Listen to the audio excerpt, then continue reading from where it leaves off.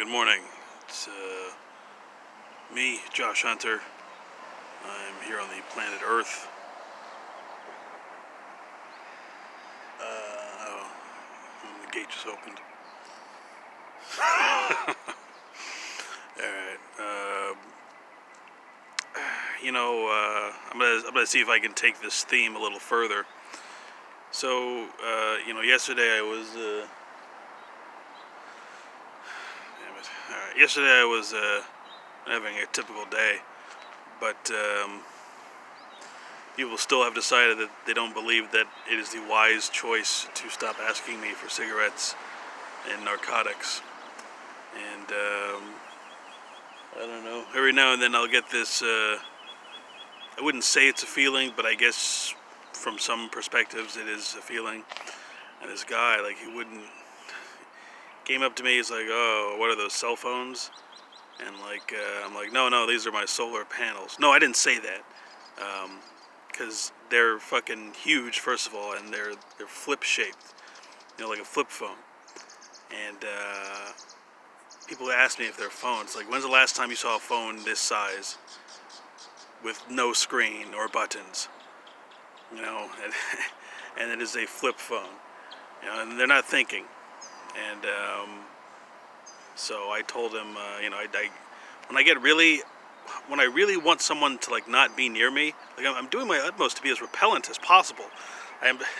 Because you can't be too repulsive, because then that just makes you attractive. Because some people are like, they like it's when you are like super repulsive. It's another force, and so you have to know how to manage it appropriately. So I've been trying to be as repellent as possible, and people I don't shower, I got bugs all over me, I don't brush my teeth, I don't do anything, I don't even have a toothbrush. Like I try to keep myself like filthy, because I really, really, really need to be like by myself, and it's just something that I grew up with. I grew up being a person who part of the process of me feeling healthy is being able to be by myself. And these people, they just won't leave me the fuck alone. They keep asking me for things, and they don't understand the severity of what's going on. Because you have your viewpoint, okay? You think that things are like this. And, people have not received very severe shocks. I know a lot of people have had, like, things happen, and, they're still within the realms of things that they understand. They have not yet gone through, they're not aware of the feelings that they have never felt. They're not aware of completely new things, or they have not had enough experience dealing with completely new things. And I'm telling you, this is where we're headed, okay? Where there are lots, or at least what might seem to be a lot of new things. And if you're not prepared for it, then you're going to have some unusual reactions. I'm telling you, okay? My work makes, my work is a preparatory work, okay? I don't react in, I do not necessarily have live reactions unless it's necessary. Like I said, I try to process as many different possibilities before they happen, and have a practiced and reasonable answer to anything that could possibly happen before it happens. So I run through the various scenarios in my head or in other ways, and whatever. I'm wondering if should I keep this or should I? Yeah, I should probably keep going. And so anyway, today, so yesterday, like sometimes I'll just be going through things, and in the space where most people would, or in the space where like the modern people or the modern youth would call themselves as having been triggered, I simply have a kind of realization that isn't entirely comfortable. But that's because I'm constantly trying to make sure that I'm in control of my emotions and that other people do not affect me so easily. Because I don't know if people are aware of what it's like to be an actual puppet, to have someone have such a massive control over you, over your emotions, your feelings, your thoughts even. I guess a lot of people are probably okay with that. I'm not. I'm not necessarily. resistant to authority figures or anything. I mean, if it's authority, I'm not going to. I mean, if it's real authority, I'm not. I cooperate. Or I mean, I work in alignment with the true authority. So how do you determine whether or not authority is true? Well, usually you can't. You can't. True authority is not in any way concerned about your feelings or opinions. And I'm not talking about like man-made authorities, and I'm not talking about God necessarily either. Okay, so this guy, he came up to me. I'm like, dude, please don't bother me. I don't want to. Like, it doesn't make sense. Nobody will have lunch with me, but they definitely won't stop bothering me about every single fucking thing that could ever possibly occur. Such as, oh, do you have a light? Do you have a lighter? Do you have a cigarette? Do you have any weed? You want to buy some weed? You want to buy some weed? You want to buy a cigarette? You have a cell phone? You have a cell phone charger? You have any chargers? Do you have any cell phone accessories? You have this? Do you have this? Do you have this? Do you have this? Do you have this? Do you have this? Do you have this? Do you have this?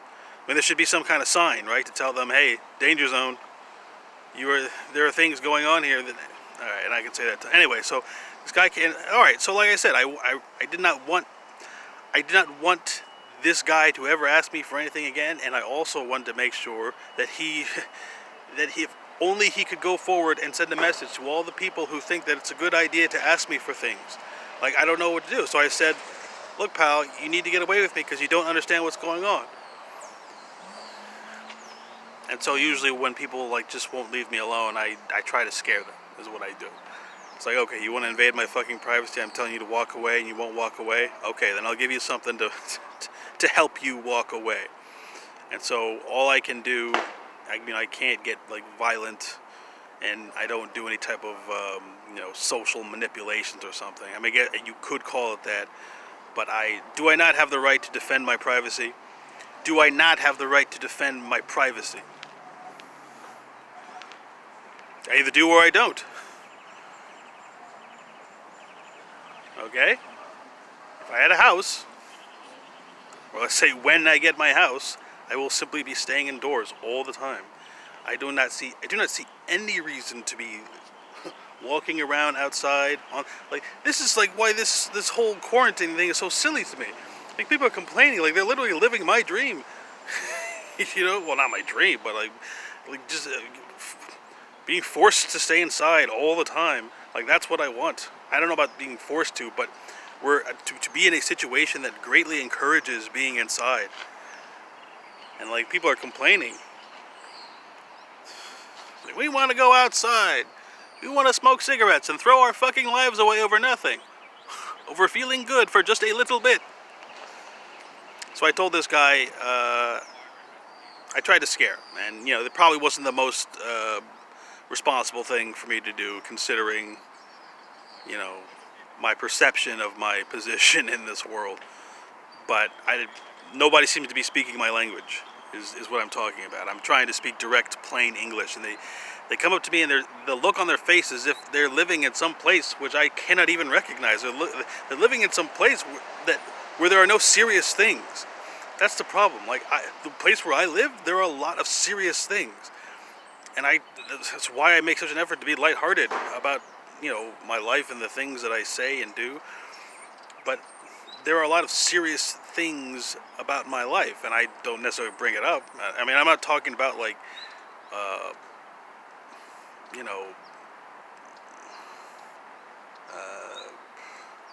socially serious, or even like serious health issues or anything like that.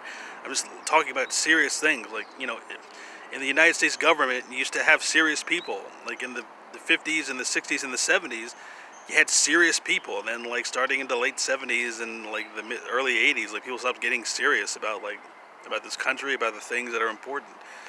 Like, when I think about this modern world, it's like a bunch of like petulant, spoiled brats is what I think about, like, all of mankind. And like these people, when they come up to me, like they are not aware of serious things. Like, this guy come up to me, I'm like, excuse me, sir. All right, I'm paraphrasing what I said, but I think what I was trying to communicate is, excuse me, sir. Okay, I'm trying to let you know that you are in a place where you need to be at least a little bit more serious. And the fact that you're coming up to me, you're not responding to this, like you've obviously never lost anything that was extremely important to you. That's what I'm saying. Okay, there are there are people who are just waiting to take everything from you. They're waiting. They just want a signal. They want a sign, and then they'll take everything from you. And I am doing my best to try and not let this get out of hand. Obviously, I don't have to, and perhaps I'm being vague, but I think within a year you will realize that I'm not being vague. I'm attempting my best diplomacy that I can possibly attempt. You're saying, oh, or you might see saying, oh, Josh, but you're just a homeless person. What the fuck do you know about diplomacy? Yeah, I guess you're right. What do I know about diplomacy? Or delusions, or hallucinations? How do I communicate seriousness without, ruining people's good times? I actually had a fake religion that I tried to, I didn't try to start it, but I have a fake religion which I call the kickback equilibrium. Because I thought that people, they don't know how to party, but also, sometimes religion is a little wacky. So I came up with my own religion, which I call the kickback equilibrium, which is basically about, just hanging out, because I haven't had enough kickbacks. I'm pretty sure I've had enough parties, but I haven't had enough kickbacks. And that's one of the things I kind of missed. I just really enjoyed, a good old-fashioned kickback. People just hanging out, listen to some 311 Sublime.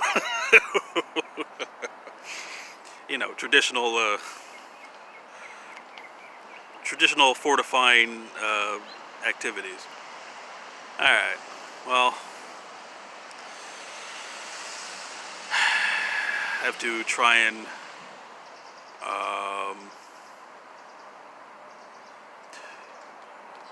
how to figure this out. I gotta figure out. I gotta learn how to. I have to work on my sign craft. I need to be able to communicate to people that this is a serious place. You can have fun, you can relax, but make sure you've done your homework. And this guy fucking coming up to me yesterday, he didn't do his homework. I can tell. Okay, when you don't have that look, when you don't have that look of the person who has lost something that it was extremely important to them, that's how I know you're not serious. That's what makes a serious person. Have I ever lost anything that was extremely important to me? No, I haven't. That's because I understand the importance of the value of a serious person. If you're trying to imitate me or mock me, and you say, well, you're not serious, you never lost anything that was extremely important. Yes, because I understand. I respect my elders. I respect all of the things that came before me. I respect the process of what it takes to build a life that means something to you. And because I respect that process, I do not lose the things that are very important to me. I started this at a very early age. I would say probably whenever, the first time I realized this was, I was watching Saving Private Ryan. That's when I realized that human beings were not serious people. That was probably in 1998. I remember thinking to myself, man, it's not the movie that made me think that, but I don't know, that's when I realized that people aren't serious. Then I need to be responsible for my own seriousness. That doesn't mean that you shouldn't have fun or relax, but do your homework. Alright, thanks for watching.